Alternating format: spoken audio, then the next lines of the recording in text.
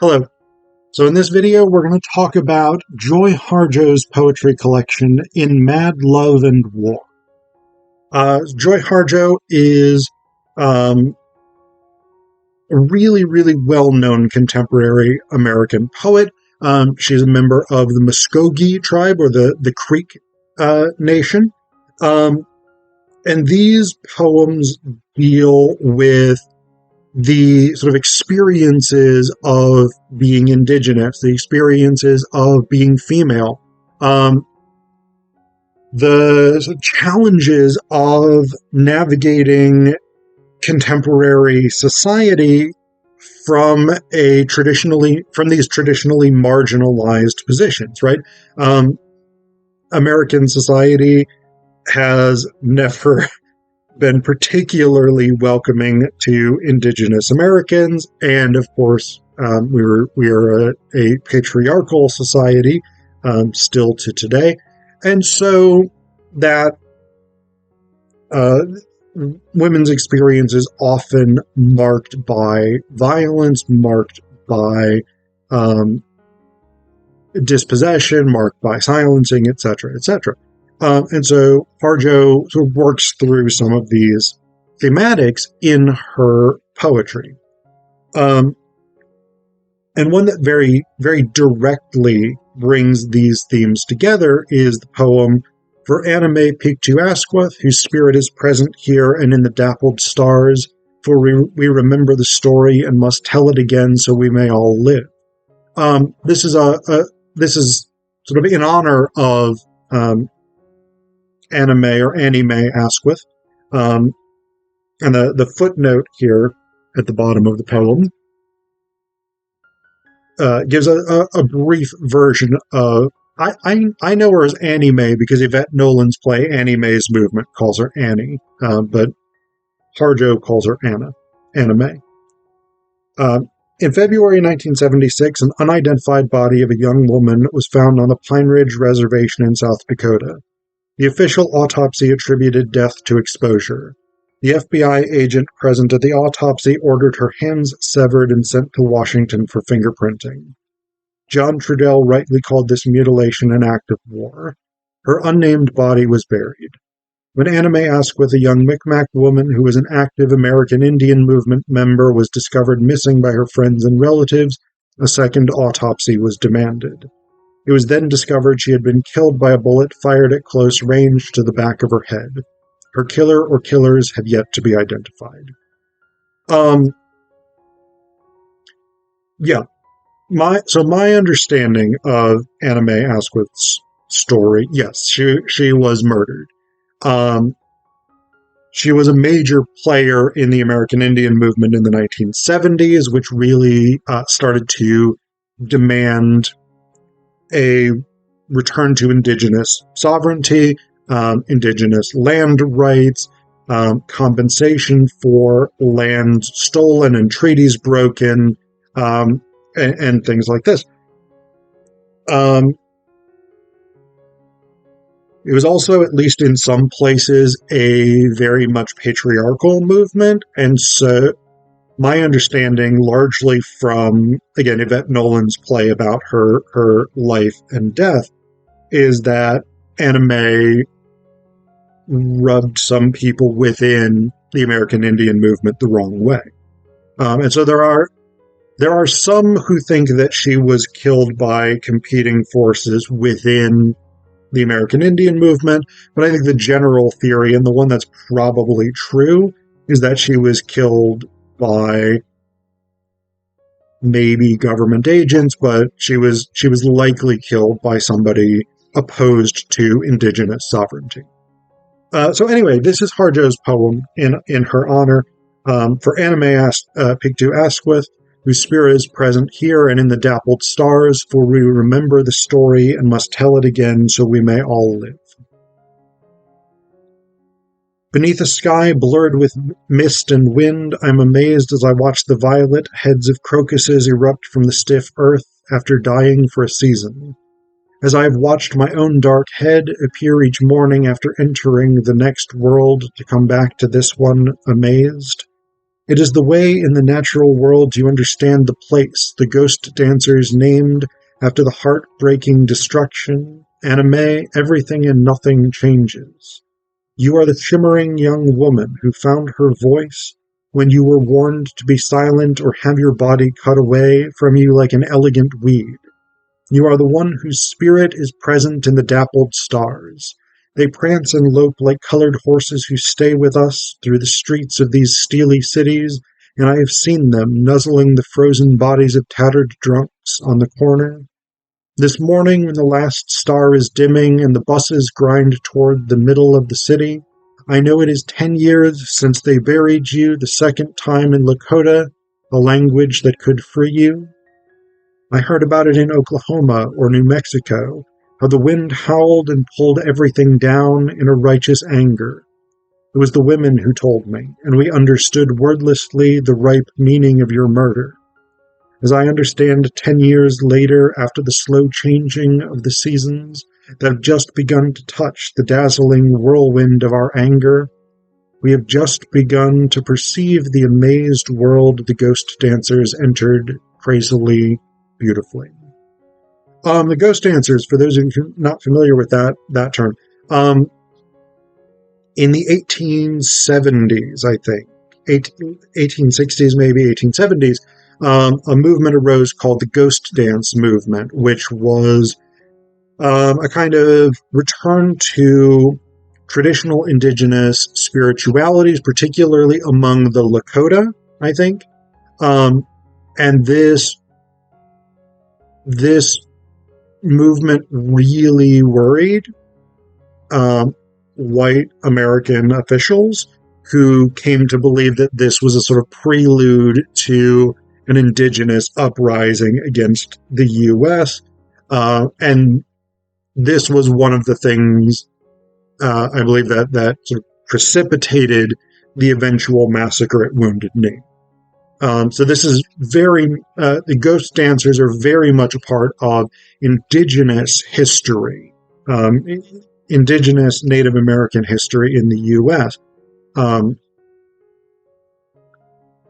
And to some degree, I think the American Indian movement of the 1970s sort of conceptualized itself as the spiritual inheritors of the ghost dance tradition, of challenging white America and its tendency to respond to any indigenous demand for recognition as though that demand were violent, and therefore the U.S. government tended to respond with violence as well. So some of the poems are very definitely focused on indigenous experience. So this next one I'm going to read you, is very much rooted in indigenous mythology, religious beliefs, traditional stories, etc., etc. It's called Trickster. Crow in the new snow, you caw like crazy. Laugh. Because you know I'm a fool, too, like you, skimming over the thin ice to the war going on all over the world. So again, that element of like trickster culture is very much trickster stories, trickster culture, trickster ethos is very, very important in indigenous storytelling, North American indigenous storytelling. But other poems are much more sort of focused on the experiences of women, the suffering of women, the challenges that women face in patriarchal societies, and sort of the difficulty of navigating having a female body with the particular biological elements that go along with that. Things like giving birth, stuff like this, that come with distinct physical experiences and suffering. So this poem is more in that vein, I would say. It's called The Bloodletting. It is the morning after the morning after. Your voice echoes like a broken bottle muffled into my skin. I won't let you do this to myself. As for you, you can always do what you want. Again. How am I to stop you with stark words, promises glued together with blood, or with the smell of love a distant memory? Will it drive in to save us once more, or will the smell be dried and baked into ribbons against a rusty knife? I know it was meant in beauty, but inside there are voices urging me on to another distance, to a place that is even more intimate than this one. It, too, is a morning made of blood, but it is sunlight on a scarlet canyon wall in early winter. It does not scatter the heart, but gathers the branches tenderly into a slender, dark woman. And then the last one I'm going to read you is called Transformations. And this is another one that I think is really sort of representative of what Harjo does in this collection. It brings together nature imagery, which is, again, very, very common in Native American poetry, storytelling, dramaturgy, etc., etc. It brings together elements like nature imagery and uses them to sort of explore these questions of interpersonal relationships and the challenges of sort of existing ethically in the world, behaving ethically in the world. Because this poem has a lot to do with hate, and there are ethical sort of issues surrounding that. So this is Transformations. This poem is a letter to tell you that I've smelled the hatred you've tried to find me with. You would like to destroy me. Bones splintered in the eye of one who you choose to name your enemy won't make it better for you to see. It could take 1,000 years if you name it that way, but then, to see after all that time, never could anything be so clear. Memory has many forms. When I think of early winter, I think of a blackbird laughing in the frozen air guards a piece of light. I saw the whole world caught in that sound. The sun stopped for a moment because of tough belief. I don't know what that has to do with what I am trying to tell you, except that I know you can turn a poem into something else. This poem could be a bear treading the far northern tundra, smelling the air for sweet alive meat, or a piece of some seaweed stumbling in the sea, or a blackbird laughing. What I mean is that hatred can be turned into something else if you have the right words, the right meanings buried in that tender place in your heart where the most precious animals live. Down the street, an ambulance has come to rescue an old man who is slowly losing his life. Not many can see that he is already becoming the backyard tree he has tended for years before he moves on. He is not sad, but compassionate for the fears moving around him. That's what I mean to tell you. On the other side of the place you live stands a dark woman. She has been trying to talk to you for years. You have called the same name in the middle of a nightmare from the center of miracles. She is beautiful. This is your hatred back. She loves you. So yeah, I think one of the things that I really find most sort of rewarding about Harjo's poetry is she's really good at these images that are stark and startling and evocative, while also often being the word that I keep sort of coming back to is spare. They're these sort of spare images. There's not a lot of imagistic language here. It is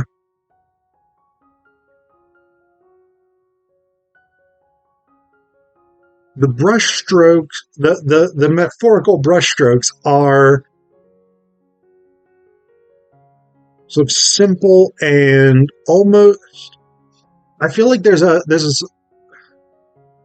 may not make that much sense when I say this, but I feel like her poetic style, at least in this collection, sort of echoes the strategies of something like folk art, right? Where it's often in the primitive style. It not that the writing itself is primitive, but a particular ethos, a particular way of constructing the feeling of the poems feels like it utilizes materials that are just around, right? That it's not this sort of great um,